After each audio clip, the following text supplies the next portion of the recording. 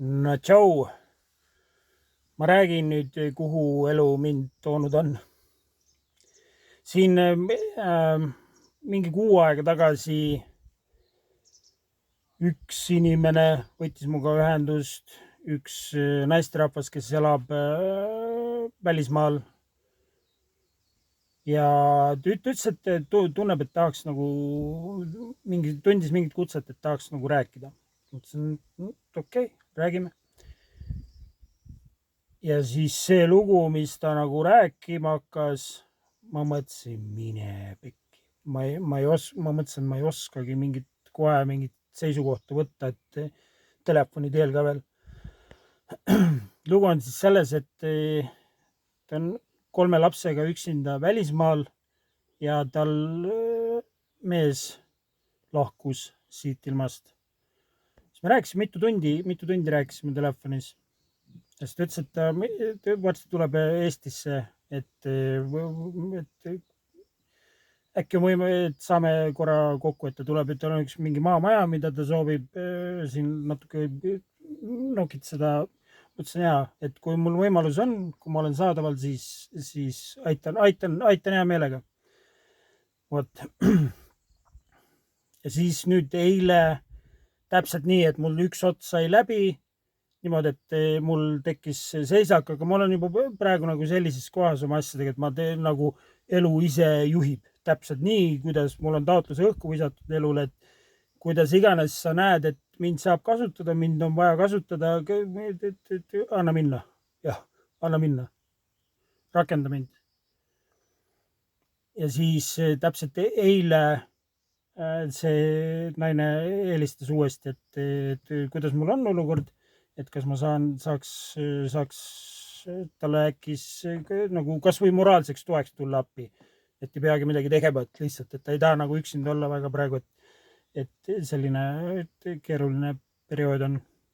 Ja siis saime kokku 3 pisikest last ja 3 hästi. Vaata, kui sa vaatad inimestele silmadesse, nagu siis sa näed, ma ei tea, kuidas keegi näeb, sa näed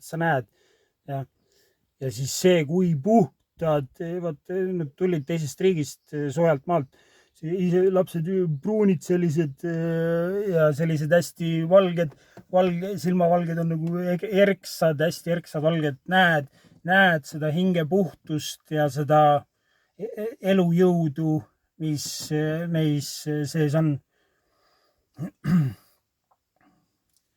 Ja siis rääkisime natuke aega, sõitsime tal siia, natuke toimetasime ja siis ma tunnetan nagu sisse inimestesse, siis mõtlen, mine pekki, mis nagu alguses ma ei suutnud nagu, mõtlesin nagu päriselt, mõtlesin, et ja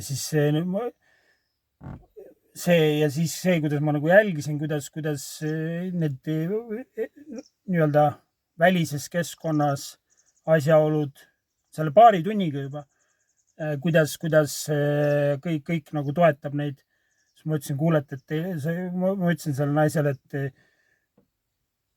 sul on jõhker kaitse peal, sa ei kujuta ette, mis kaitse peal sul on. Vaata, ma enda naha pealt tunned juba ära nagu, et kui sa tunnetad sisse inimesse, mis sus nagu esile hakkab kerkima, mis sul esile tahab kerkida, siis on, et sa saad nagu aimu, mis toimub nende teiste inimestega nii-öelda. Ja siis ma ütlesin, et sul on nagu, see tähendab, sul on meeletu kaitse peal. Ma pole mitte kellelgi, mitte kunagi sellist kaitset pealt tundnud, kui teil on.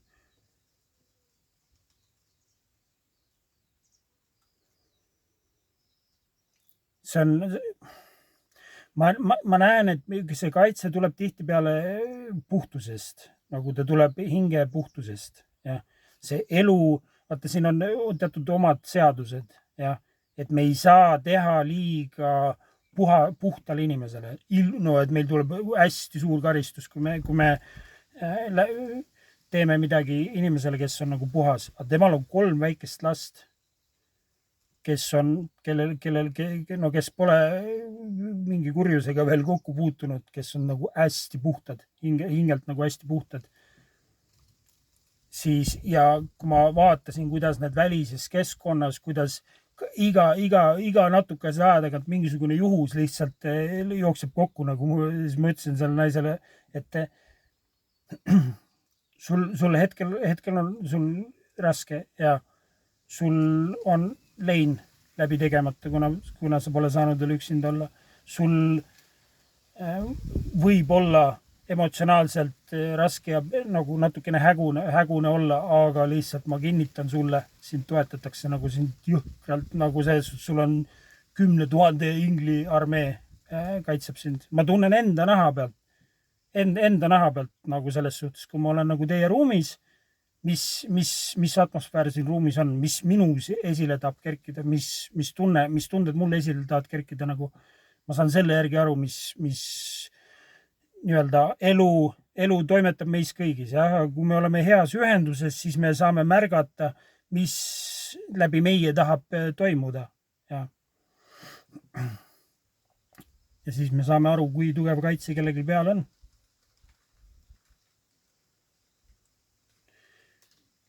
Siis me tulime siia sellesse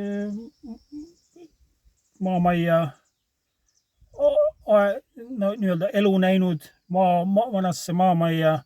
Nad tulid kuuks ajaks nii-öelda Eestisse. Naisel seal kohas, kus nad olid, pidid nagu ära kolima. Aga nad lähevad tagasi, täpselt ei tea, mis seal täpselt elu hakkab ette nägema.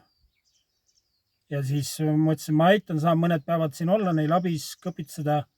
Ma ei tea, mis iganes siin vaja teha on, mingid niita, siin naabrid käisid abis eile. Aitäh naabritele, kes siin nagu abis käisid. Elektri saime uuesti sisse, vee saime uuesti toimima. Ja, et ühesõnaga sellised lood, kus ma sattunud olen. Kui sa tunned, et sa tahad omalt poolt toetada, ma ütlen, ma räägin, tegu on väga nagu nagu ja mul tuleb pisaralt, tahab silma tulla, kui puhast lastega nagu tegu on. Kui te tahate omalt poolt toetada, siis ma jätan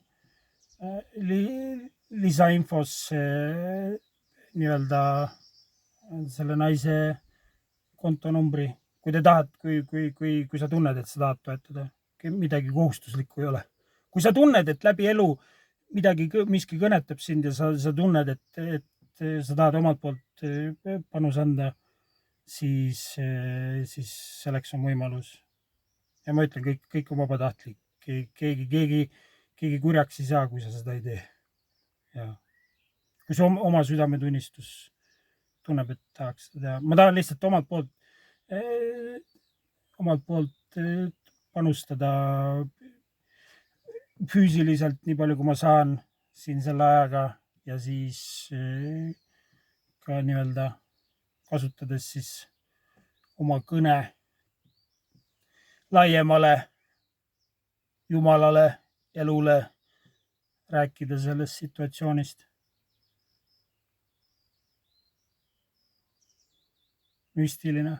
Müstiline, kuidas need asjad toimivad.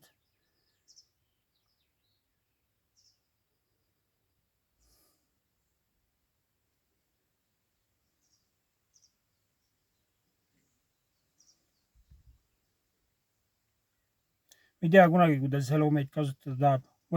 Ma ise tunnen ennast nagu mingisuguse X-faktorina. Ja kuna mul see identiteet on nagu ta on,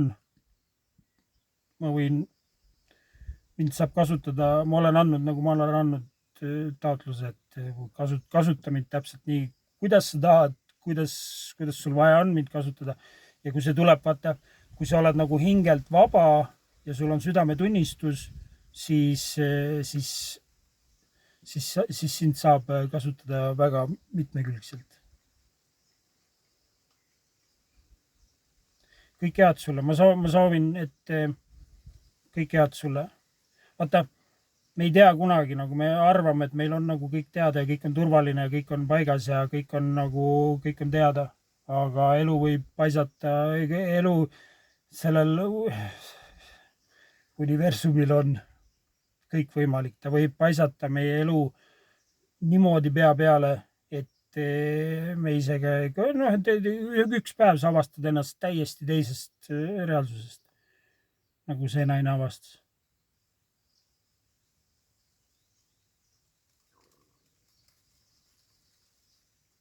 Kunagi ei tea. Minu jaoks on see tundmatu maa igapäevane, noh, et see abitus ja tundmatus on kõige keerulisemad asjad inimestel, millega toime tulla, mis toovad nagu hirmu esile. Aga siis iga korraga tekib parem võimalus usaldada seda hetke. Et ka kui pealt näha tundub, et kõik on pekkis, siis see võib olla tulevikuväetis ja me ei näe lihtsalt suurt pilti, mille jaoks miski hea on. Kuule, aga kõik head imelist sulle, et sul oleks täpselt kõik nii, nagu peab. Tšau.